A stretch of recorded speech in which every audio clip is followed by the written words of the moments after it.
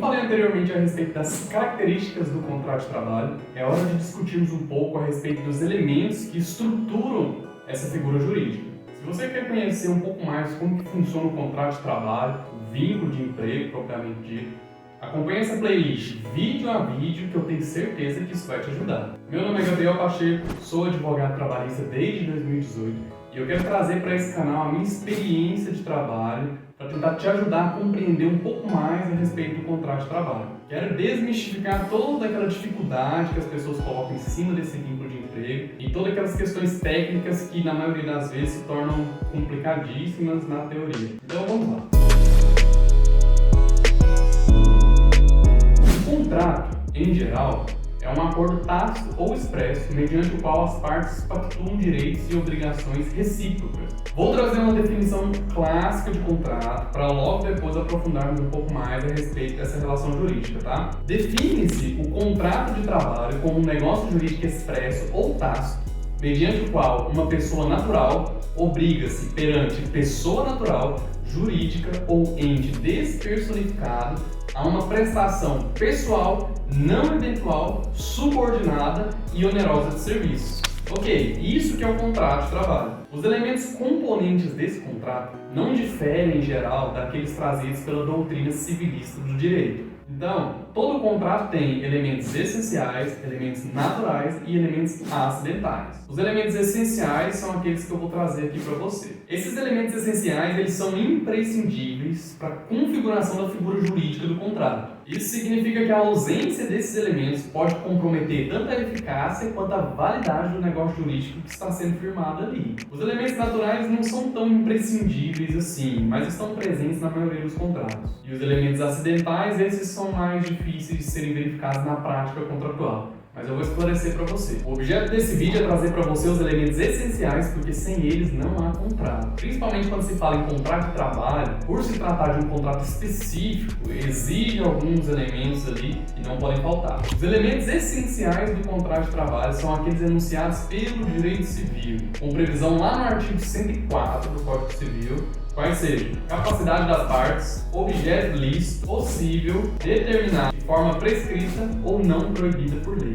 Tá, capacidade das partes, por exemplo, o que é isso? Calma que eu vou explicar. Capacidade é a aptidão de exercer por si ou por outrem os atos da vida civil. Essa é a capacidade de ordem geral, estudada lá no direito civil. Já a capacidade trabalhista é a aptidão para firmar um contrato de trabalho ou ser parte nesse vínculo empregatício. Então, quem é capaz de ser uma parte no contrato de trabalho? Quem que pode ser empregado? Quem que pode ser empregador? Logicamente, como vimos, é aquele que detém capacidade laborativa, ou seja, aptidão para o exercício da atividade laboral. Aqui não estou falando se o empregado consegue ou não exercer algum tipo de atividade. Estou descrevendo a respeito da capacidade dele de ser parte em um contrato de trabalho, são coisas diferentes, tá? Em relação à capacidade do empregador, não há dúvidas. E também não há nenhuma inovação jurídica quando comparado com a qualidade de ser parte lá no direito civil. Desde que se trate de pessoa natural, jurídica ou um ente despersonificado, a quem a ordem jurídica reconhece aptidão para adquirir e exercer por si só ou por outrem os atos da vida civil.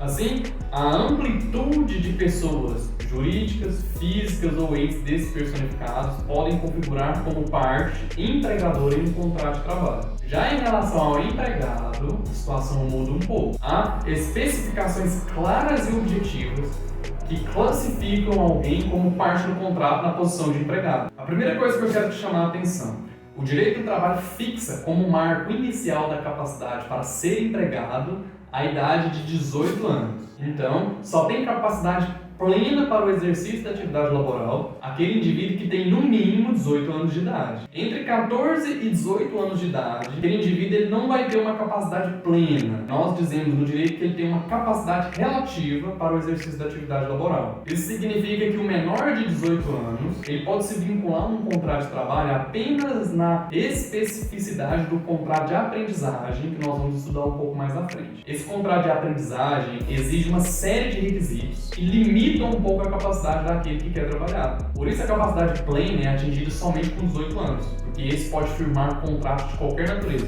Se existir um contrato de prestação de serviço, um contrato de emprego, em que uma das partes é um menor de 18 anos, e não se tratar de contrato de aprendizagem, nós estamos diante de trabalho irregular, espécie de trabalho totalmente proibida pela legislação trabalhista. Estou elaborando uma playlist bem sistematizada a respeito do contrato de trabalho, e lá eu vou colocar todas as modalidades de contratação.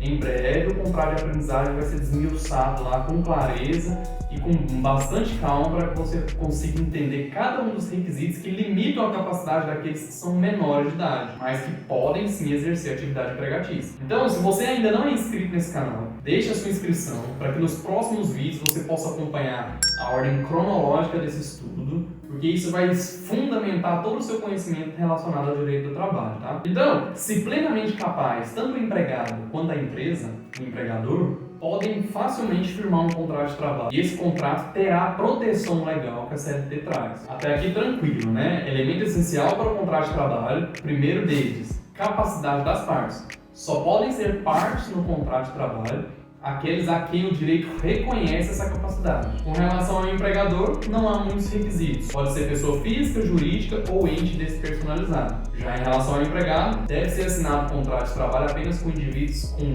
no mínimo, 18 anos de idade. Caso o indivíduo seja menor de idade, só é válido o contrato na modalidade de aprendizagem. O segundo elemento essencial do contrato de trabalho é a licitude do objeto. Esse é até mais fácil de visualizar do que o elemento anterior, porque só há validade do contrato de trabalho aquele que tem objeto lícito. Se a atividade do trabalho se enquadra em um tipo penal, por exemplo, uma atividade criminosa, rejeita-se completamente qualquer tipo de proteção jurídica a esse tipo de relação. Então, se o objeto dessa relação jurídica se trata de uma atividade criminosa, não há reconhecimento jurídico desse contrato e, consequentemente, não há proteção jurídica para as partes envolvidas nessa relação. Aqui, eu acho interessante te mostrar uma diferenciação básica entre a irregularidade do trabalho e a ilicitude do trabalho. Ilícito é o trabalho que compõe um tipo penal legal, ou que concorre diretamente para esse tipo penal legal. O tráfico de drogas, por exemplo, é claramente uma atividade ilícita.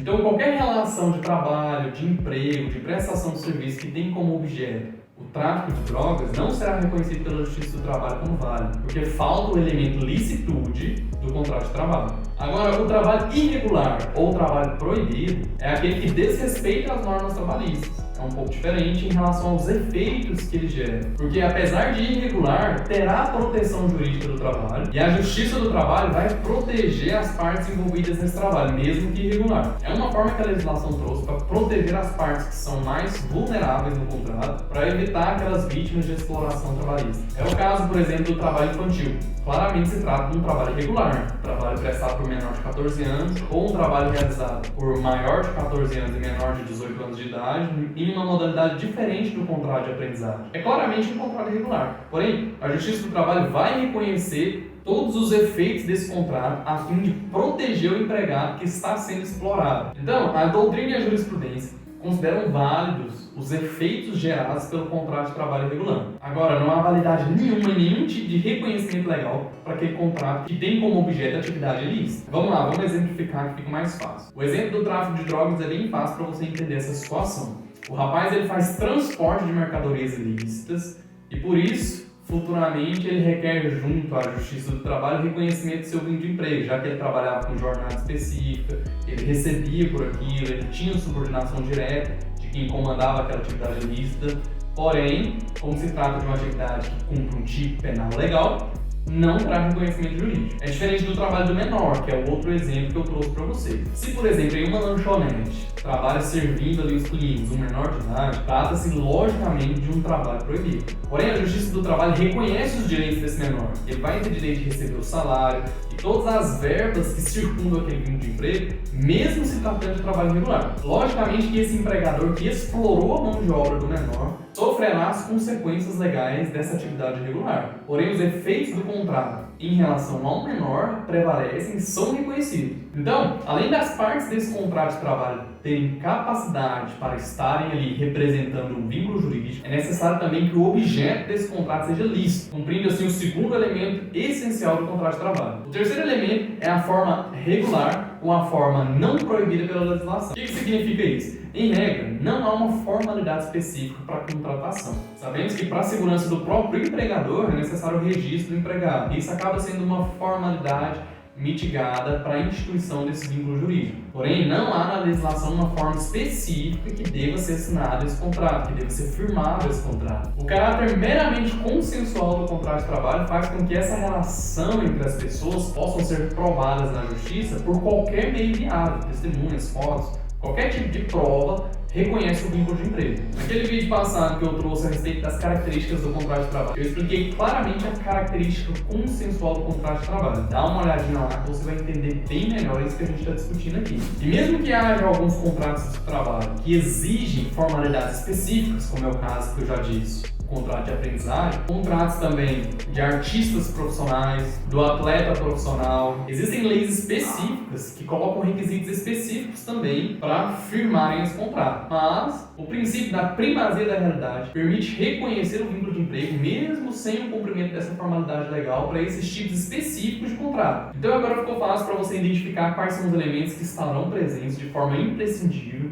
em todos os contratos de trabalho. Primeiro deles, a capacidade das partes. As partes devem ter capacidade para tal, para firmarem um contrato de trabalho. O objeto desse contrato de trabalho deve ser lícito e a forma de instituição desse contrato deve ser regular ou não proibida pela legislação. Basicamente, esse é o fundamento que você precisa saber para conhecer sobre a estrutura do contrato de trabalho. E esse foi o assunto do vídeo de hoje. Se você gostou desse assunto, deixe o seu like para me impulsionar a sempre trazer novos conteúdos para vocês. Aguardem as novas playlists com conteúdos sequencialmente colocados de ordem cronológica para fundamentar o seu conhecimento, para te ensinar, para te dar base para discutir esse tipo de assunto. E também, se você tem alguma dúvida relacionada ao direito do trabalho, não necessariamente em relação ao tema que nós discutimos hoje, deixe aqui nos comentários que eu vou dar uma atenção especial e elaborar um quadro futuramente apenas respondendo as dúvidas de vocês sobre direito do trabalho. Então, espero vocês na próxima publicação. Um abraço e até a próxima.